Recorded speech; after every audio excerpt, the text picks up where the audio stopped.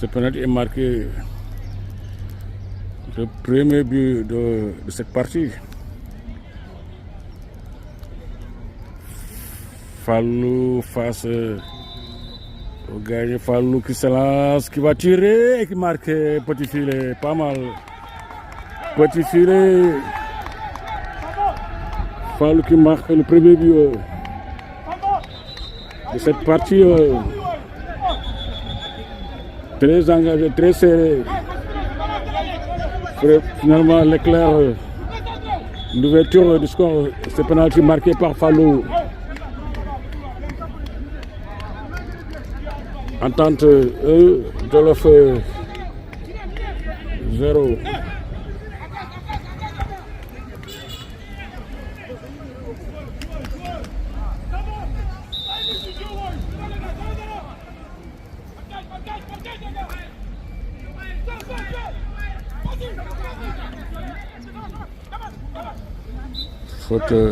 Faute d'Aziz. Faute d'Aziz.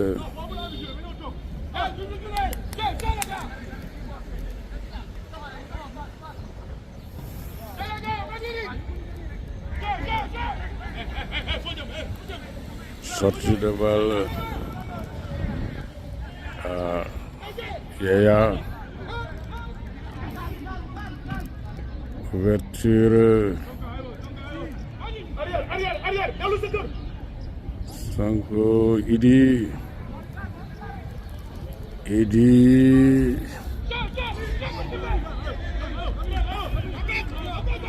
Attention cette balle.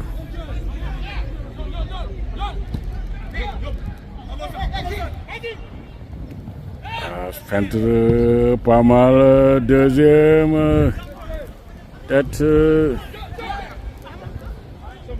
Modou. Sortie de balle, entente. Idi qui va changer complètement le jeu en direction de Aziz.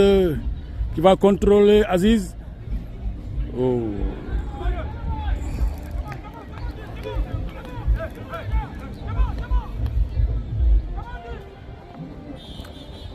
Corner pour jouer à Ramaz Rassoul. Pour Aziz. Aziz qui va centrer, centre tir pour le gardien de but.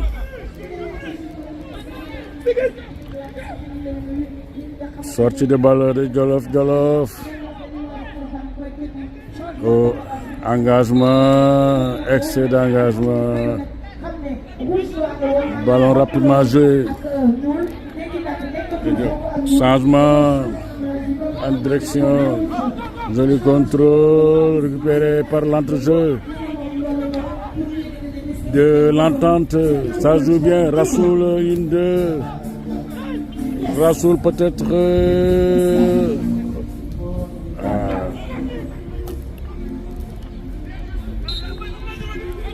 Faute de Idi.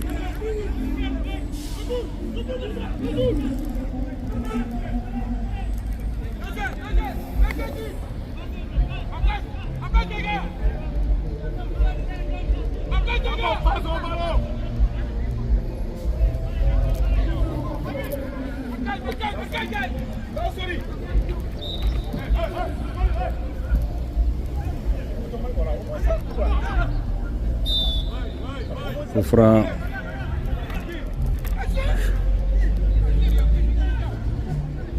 Coup franc pour Jolof à l'entrée des 16,50 m.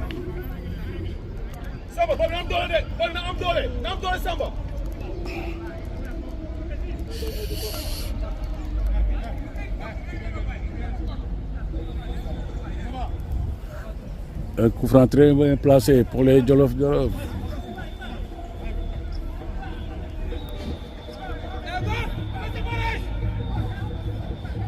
Peut-être Sonko, Khalifa qui est en train de faire son mur.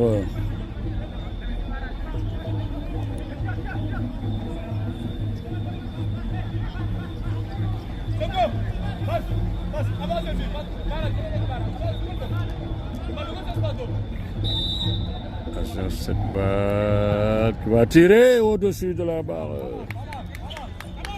Pas mal cette balle. Changement.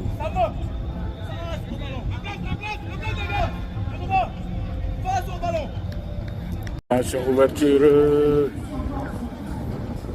Centre retrait, Marega. Oh. C'était une occasion. Bon retour de la défense.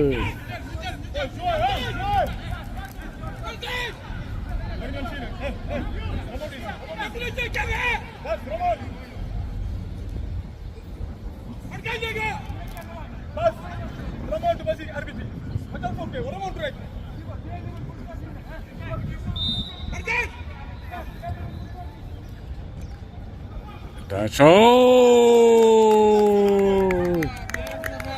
Égalisation de Jolof par Moustapha de la tête sur ce corner. Égalité, un but partout. Entente et Jolof Football Club ici au terrain municipal de Castor.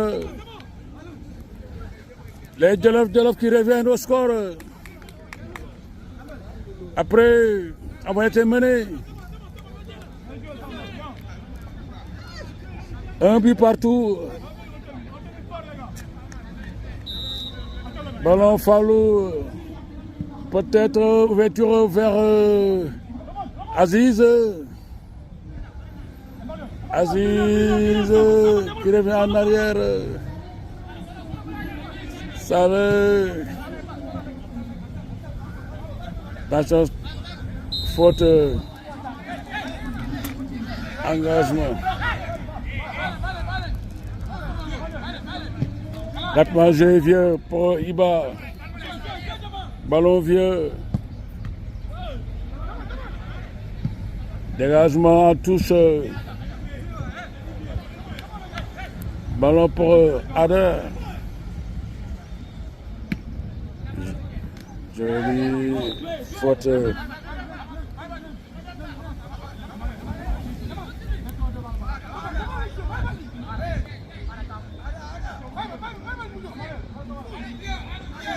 Ada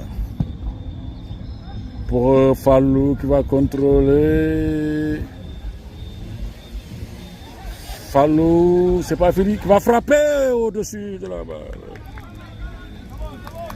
Au-dessus de la barre.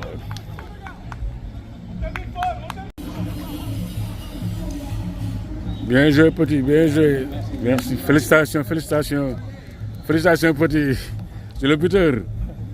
Alors, ça va? Oui, ça va bien. Comment vous avez marqué le but, le centre? Vous pouvez revenir sur le but? Bon, déjà, on dit merci déjà à l'équipe. Ouais. Bon, on avait déjà travaillé ça en entraînement. Okay. Donc, automatiquement, Okay. quand on a un coup qui a arrêté, donc on sait quoi faire voilà, pour prendre l'adversaire. Okay. Vous pouvez toujours premier poteau. Rappelez-nous votre nom. Sanogo Moustapha. Sanogo Moustapha. Allez, bonne continuation. Félicitations. Ok, ok. Coach. Ouais, mais affaire yi neex na de. Rappelez-nous tur bi. Mbaye Ndaw. Waaw, mais noo gisee match bi. Ouais, bon, avant match de préparation, bon, on est pratiquement presque 2 mois de préparation. C'est un match de préparation. Okay. Donc, ce genre de match, ce qu'on voit le plus, c'est le contenu. Okay. Donc, ce que j'ai aimé dans le match, c'est la réaction de mes gosses parce qu'on a pris un but à 5 minutes de la fin. On a réagi et ça c'est du positif. Parce que c'est ça qu'il faut tirer, ce qui est positif après pour permettre de corriger les autres choses. Donc, un match de football n'est jamais parfait, mais c'est la réaction qui m'a impressionné. Parce que le fait qu'on te mène, cette chaleur-là, tu réagis, tu égalises. Bon, mentalement, je vois que mes gosses sont là parce qu'il nous reste 10 jours pour jouer notre premier match. On est en National 2. Okay. Donc, on est dans vous êtes National 2? National 1. On est en National 1. D'accord, d'accord. Donc, notre objectif reste le même. Ah, c'est le meilleur, hein? On doit beaucoup se concentrer pour jouer parce que c'est une compétition pour ramener. C'est différent de l'année dernière parce qu'il y a eu 2 phases. Donc, la première phase, c'est seulement de participer au niveau des playoffs. Ensuite, tout le championnat se joue au niveau du playoff. Donc, on a 2 équipes. La majeure part de ces joueurs, ce sont les rivales. Donc, on a préféré récupérer les autres. Ils sont joués, ils sont allés jouer là-bas. Donc, ils sont là aujourd'hui. Bon, c'est ça. Qu'est-ce que vous pouvez dire par rapport à vos adversaires du jour? L'adversaire a dû répondre. Moi, je vois, nous, on les presse, ils parviennent à nous éliminer. Ce qui reste, c'est que peut-être après avoir sorti, c'est au niveau de la finition que ça reste. Ils peuvent nous mettre beaucoup de buts parce qu'il y a beaucoup d'occasions. Mais c'est un adversaire où on j'ai aimé parce qu'ils n'ont pas peur et ils sont trop calmes, surtout la défense. Nous, notre objectif, c'est d'aller les presser. Surtout, bon, bien sûr, surtout au président. Merci, Pape Aliou Ndiaye. Votre nom, c'est Coach Mbaye Ndao. Merci beaucoup et bonne continuation, coach. Merci beaucoup. Waaw coach tey nga ñëw recevoir équipe bu Jolof ngeen football match bu xam ne métti na trop léegi benn enseignement nga ñu mën a wax ci match bi quoi. Satisfaction bi ci am mooy que durant toute la semaine on va doon liggéey ci le plan technico-tactique, mettre en place une dispositif ak sortie ballon yi. Transition entre la défense et l'attaque. On a beaucoup insisté. Alors c'est pour cela samedi bi ñu am match jéem a xool maintenant le contenu du programme étudié que ça va donner. Alors mais on a eu amuñu 100% mais au moins on a eu 70 à 75%. Et on est satisfait, c'est pour cela prestation bi booy am tey. Contenu bi vraiment c'est extraordinaire. waaw bu ñu gisee premier mi-temps bi c'était un peu calme mais dañu gis deuxième mi-temps bi mel ni da nga yëgal niveau bi quoi par rapport équipe boo xam ne mu ngi supérieur loolu benn jàngat nga si doon def noonu. parce que xam nga booy attaqué boo nekk terrain boo xam tey terrain bu bari ngelaw. Donc en premier mi-temps yi ñoo contrôle vent bi. Donc maintenant da ngay mën a procéder mais des attaques placées. C'est-à-dire essayer de mettre benn bloc médian. Maintenant jéem a xool cette transition na ngay dem pour dem faire progresser vers le but adverse. Parce que ñoo contrôle vent bi.